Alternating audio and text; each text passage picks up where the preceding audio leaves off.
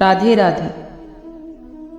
भगवान कहते हैं न मेरे लिए कोई घृणित है और ना ही कोई प्रिय, ना ही कोई मित्र है और ना ही कोई शत्रु, ना ही कोई निर्धन है और ना ही कोई धनी। बस जो भक्ति भाव के साथ मुझे याद करते हैं मैं उनका हूँ और वो मेरे। ये भगवान का विशेष उपदेश है जो हमें बताता है कि भगवान को शक्ति और समर्पण के साथ याद करना महत्वपूर्ण है और भगवान सभी के साथ समान रूप से संबंधित है। ये उपदेश हमें सामाजिक, आर्थिक और आत्मिक समृद्धि के माध्यम से अपने जीवन को सही दिशा में ले जाने की सूचना देता है। दूसरों की जिंदगियों में झांकने से कुछ नहीं मिलता, क्योंकि सबका जीवन विभिन्न होता है और एक व्यक्ति के अनुभव और स्थितियों को समझना एक चुनौतीपूर्ण कार्य हो सकता है। हमें अपने मकसदों और योजनाओं के प्रति हमेशा समर्थ रहना चाहिए और दूसरों की तुलना करके खुद को नकारात्मक रूप से नहीं देखना चाहिए। इससे हम अपनी स्वयं की सफलता और खुशी की दिशा में प्रगति कर सकते हैं। अपने लक्ष्यों और समय की प्राप्ति के लिए समर्थ रहकर हम अपने जीवन को सार्थक बना सकते हैं और दूसरों की सफलता से भी प्रेरणा ले सकते हैं। लेकिन तुलना नहीं करनी चाहिए। जिसको जीवन में आराम करना बेहद प्यारा है तो उसे मेहनत करना अच्छा नहीं लगता। भला वो व्यक्ति कैसे सफल हो सकता है? व्यक्ति को स्वयं यह तय करना होगा कि क्या है उसके लिए महत्वपूर्ण। सफलता के लिए लक्ष्य तय करें और उन पर केंद्रित हो। अपनी सफलता के लिए स्वयं को प्रेरित करना होगा। ये मोटिवेशन को बढ़ाता है और मेहनत को सार्थक करता है। यदि व्यक्ति को मेहनत में आराम पसंद है तो उसे अपने काम की प्रक्रिया में सुधार भी करना चाहिए, ताकि उसे ये महसूस हो कि काम करना भी आसान हो सकता है। समय समय पर हर मनुष्य को अपनी आत्मसमीक्षा करनी चाहिए और ये देखना चाहिए कि क्या वह अपने लक्ष्यों की दिशा में सही मार्ग पर है या फिर नहीं। आराम का मतलब है शांति और सुकून, और यदि ये बना रहता है कि काम में उत्साह और मेहनत की भावना कम हो रही है तो आराम की मात्रा को समीक्षित करें। सफलता के लिए मेहनत की आवश्यकता होती है, इसलिए कोशिश करें कि ये मेहनत आपको प्रसन्नता और आनंद में भी रखे। अहंकार से मुक्ति प्राप्त करने के लिए व्यक्ति को अपनी आत्मा को समझने और दूसरों के प्रति समर्पित बनने की दिशा में काम करना होता है। समर्पण और सहानुभूति द्वारा अहंकार को त्याग कर व्यक्ति अपने जीवन को सार्थक बना सकता है और साथ ही उसके चारों ओर के लोगों के साथ भी समृद्धि प्राप्त कर सकता है। मैं आज आपको एक कहानी सुनाती हूँ। एक समय की बात है। एक हरित वादियों से घिरी एक छोटे से गांव में एक युवा अर्जुन नाम का लड़का था। उसने बहुत कठिनाइयों का सामना करने के बावजूद अर्जुन में एक अटम्य उत्साह था, जो विश्वास करता था कि जीवन में कभी हार नहीं माननी चाहिए। अर्जुन का परिवार एक मध्यवर्गीय परिवार था जो किसानी के द्वारा अपना जीवन चलाता था।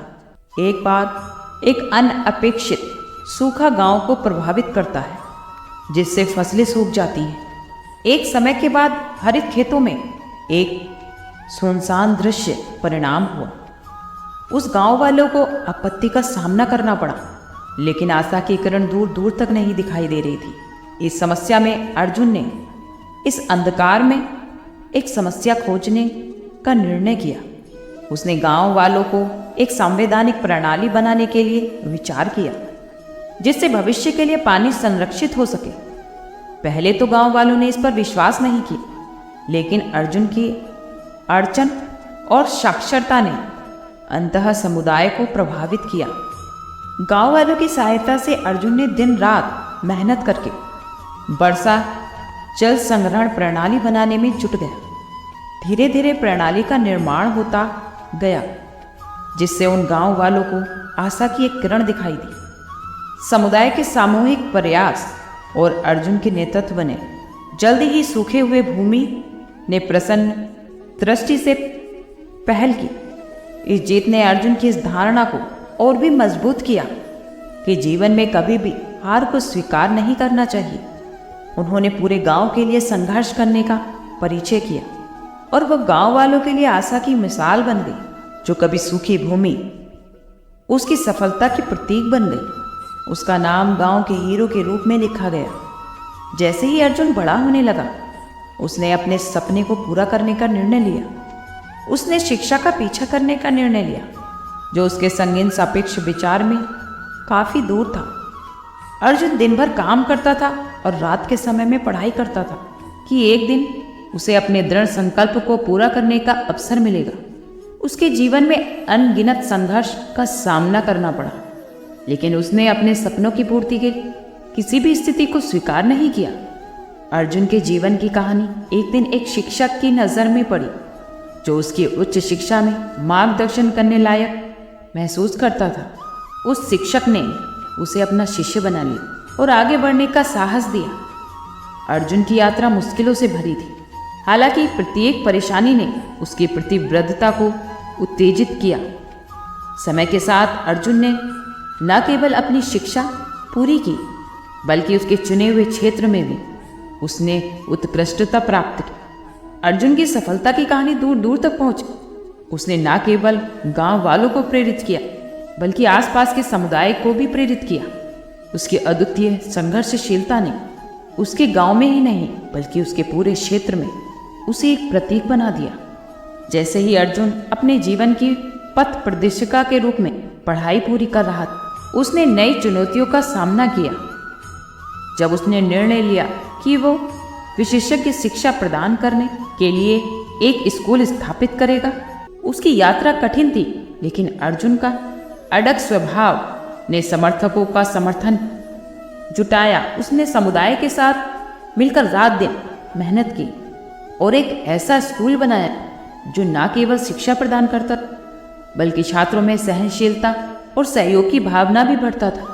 वो स्कूल न केवल शिक्षा प्रदान करता, बल्कि छात्रों में सहनशीलता और सहयोग की भावना भी बढ़ता था। ये स्कूल भविष्य के नेतृत्व के लिए एक नर्तक था। इसमें प्रत्येक को आशा की भावना परिपूर्ण होने की शिक्षा देता था। अर्जुन की सफलता और उसकी कहानी सदियों से पढ़ती रहेगी, अनगिनत लोगों में सशक्त और संघर्ष की प्रेरणा प्रदान करती रहेगी।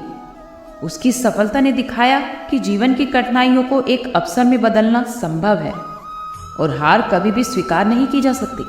जब अर्जुन अपने जीवन पर विचार करता तो उसे यह अनुभव होता है कि ये उसकी यात्रा का सार है। अपनी आत्मा को समझना और दूसरों के प्रति समर्पण की सुधार करना, समर्थन और सहानुभूति से बाहर निकलकर आत्मसमर्पण में व्यक्ति अपने जीवन में संतुलन और समर्थन पा सकता है। अर्जुन की कहानी ने दिखाया कि हम भी अपने सपनों की प्राप्ति के लिए हमें संघर्ष करते रहना चाहिए और जीवन में कभी भी हार नहीं माननी चाहिए। चुनौतियों को एक अवसर में बदलने की क्षमता हमारी संघर्षशीलता और आत्मविश्वास निहित है। इस प्रेरणादायक कहानी के माध्यम से हमें ये सीखने को मिलता है कि जीवन की सारी चुनौतियों का सामना करके ही हम अपने सपनों को हकीकत में बदल सकते हैं। अर्जुन ने ये सिद्ध किया कि व्यक्ति अपने उद्दीपकों के पीछे और अपनी मेहनत और संकल्प से किसी भी समस्या को परास्त कर सकता है। हम ये सीख सकते हैं कि कैसे एक निष्काम कर्म योगी अपने कार्यों में समर्थ रूप से लगा रहकर और फल की चिंता किए बिना अपने जीवन को एक सकारात्मक दृष्टि से देख सकता है। श्री कृष्ण कहते हैं, जो इंसान सिर्फ खुद के लिए जीता है तो उसका एक दिन मरण होगा, लेकिन जो इंसान दूसरों के लिए जीता है उसका सदैव ही स्मरण होगा।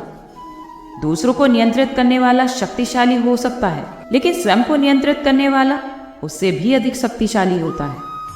श्री कृष्ण कहते हैं, हमेशा याद रखिए, जो होता है अच्छे के लिए होता है।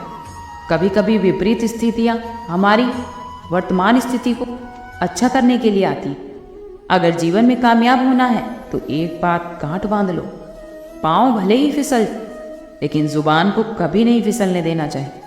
अपने काम को कभी भी कल पर नहीं टालना चाहिए, क्योंकि ऐसा व्यक्ति समय को ना महत्वपूर्ण समझ उसे व्यर्थ ही गवा देता है और अंत में उसके पास कुछ भी करने के लिए समय ही नहीं बचता। श्री कृष्ण कहते हैं कि वो किसी के भाग्य के निर्माता नहीं है, व्यक्ति तो खुद अपना भाग्य लिखता है। आप जैसा बीज बोएंगे आप वैसे ही फसल काटेंगे। आप जैसा कर्म करेंगे आपको वैसा ही परिणाम मिलेगा। अगर विद्यार्थी मन लगाकर पढ़ाई करेगा तो वो परीक्षा में अवश्य ही सफल होगा। इसीलिए हर व्यक्ति का भाग्य भी तभी बदलेगा जब वो अपना कर्म करेगा। हर जलते दिए तले अंधेरा होता है, हर रात के पीछे सवेरा होता है। उस मनुष्य की ताकत का कोई मुकाबला नहीं कर सकता जिसके पास सब्र की ताकत होती। गलत लोगों की हार उसी समय तय हो जाती है जब सही लोग चुप हो जाते हैं। ये आवश्यक नहीं कि हमारे स्थान पर उत्तर दें। कुछ बातें हमें ईश्वर के लिए भी छोड़ देनी चाहिए, क्योंकि जब ईश्वर उत्तर देते हैं तो सारा संसार मौन होकर सुनता है। ये एक गहरा और आध्यात्मिक सिद्धांत है जो ईश्वर और उच्च शक्ति के साथ एक अनुभूति की बात करता है। जीवन में अनेक समय ऐसे होते जब हमारे उत्तर के लिए हमारे पास कोई शब्द नहीं होते और हमें ईश्वर या फिर आध्यात्मिक तत्व की ओर मुड़ने की आवश्यकता होती है। इस दृष्टिकोण से सच्ची शांति और समृद्धि प्राप्त होती है। ईश्वर के साथ एक जीवन की अनुभूति लोगों को समझने और स्वीकार करने में मदद कर सकती। ये हमें उच्चता, विनम्रता और सहानुभूति का एहसास कराती, जो एक निष्कलंक जीवन की ओर पहुंचने में सहायक हो सकता है। मन कभी कभी चंचल होता है और विभिन्न विचारों की ओर भागता है। ये एक सामान्य मानव स्वभाव विचार है। इस चंचलता का सामना करना और इसे सांत्वना देना बहुत महत्वपूर्ण है। यदि मन चंचल हो तो ये किसी भी क्षेत्र में ध्यान केंद्रित करना मुश्किल बना सकता है। मेधावी और आत्मविश्लेषण कौशल की अभ्यास के माध्यम से अपने मन को स्थिर करना ये संभव है। अगर हम प्रयास करें तो कोई भी काम असंभव नहीं है, सिर्फ हमारे प्रयास करने की देर है।